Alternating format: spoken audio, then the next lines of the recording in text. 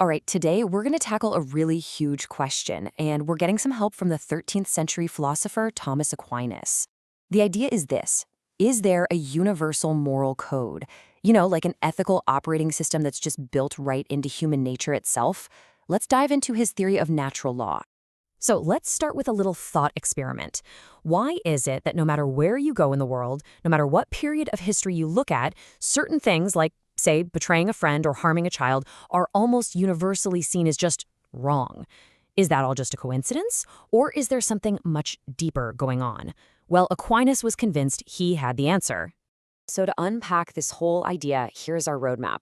We're going to ask if we really have a built-in moral compass. Then we'll get a solid definition of what natural law actually is. We'll look at the 3 core human inclinations that he said are its foundation, figure out how we're supposed to access it using our reason, and see why Aquinas was so sure it's a law for every single person. And finally, we'll touch on why this idea is still so powerful today. Okay, so let's get right to it. Section 1. What in the world is natural law? Now, it might sound pretty complex, but the core idea is actually surprisingly simple. According to Aquinas, natural law isn't a code that's written in some book. It's woven into the very fabric of our being. It's all based on a natural order. He argued that, hey, just like there's a proper order to the universe, there's a proper order inside of us, too. And this order requires our lower faculties to serve our higher ones. So our bodies should be subject to our souls, and our passions, our souls, should be guided by our reason. And this quote just nails the key point. Aquinas wrote, "The things commanded by the divine law are in themselves naturally right, and not merely by positive law." Now, positive law, that's just the fancy term for laws made by people, the rules that governments and societies create. What Aquinas is saying here is that stuff like justice and fairness, they aren't right just because a king or a Congress said so. No, they're right because they line up with our fundamental nature, which he saw as part of this bigger divine order. They are inherently, naturally right. Okay, so if this law is literally built into us, what are its main components? Well, Aquinas saw them as a kind of moral source code, these basic drives that are programmed into every single one of us. And he laid out 3 distinct levels to this code. What's so cool is how Aquinas builds this up from the ground floor. First, you've got the drive we share with everything in existence, from a rock to a star, and that's the inclination to just preserve our own being, to stay in existence. Simple enough. Then, step 2 is an inclination we share with other animals, the drive to procreate and then care for our kids. But it's this third one that really makes us human, the inclination to know the truth and to live peacefully in society. This is where our rational nature kicks in. And for Aquinas, this is the highest inclination, the one that's supposed to guide and order the other 2. So we've got this source code. Great. But how do we actually read it? How do we know what these inclinations are telling us to do? Aquinas' answer is what we can think of as our moral user interface, good old human reason.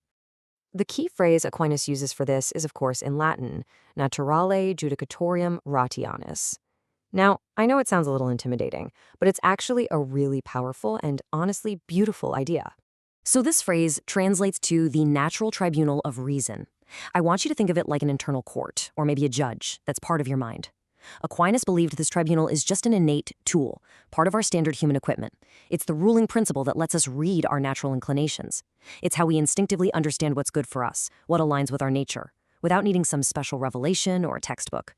It's the reason we just sort of get that preserving life, caring for family, and seeking truth are fundamentally good things to do. And this is where it gets really interesting, because here's the crucial implication.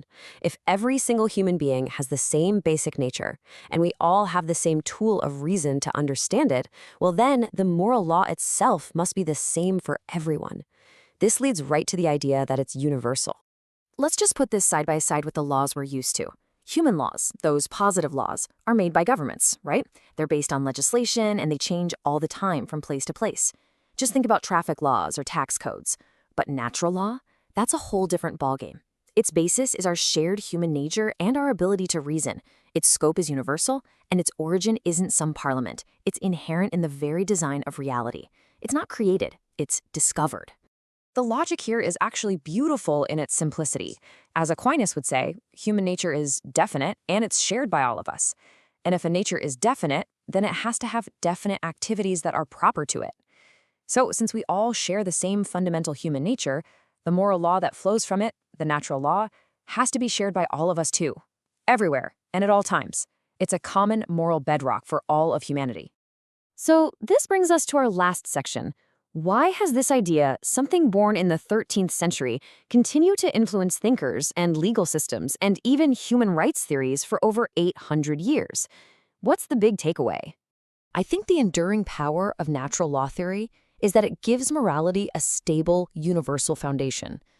It grounds what's right and wrong not in the shifting sands of cultural opinion or the random whims of people in power, but in something we all share: our common humanity and our place in the natural order of things.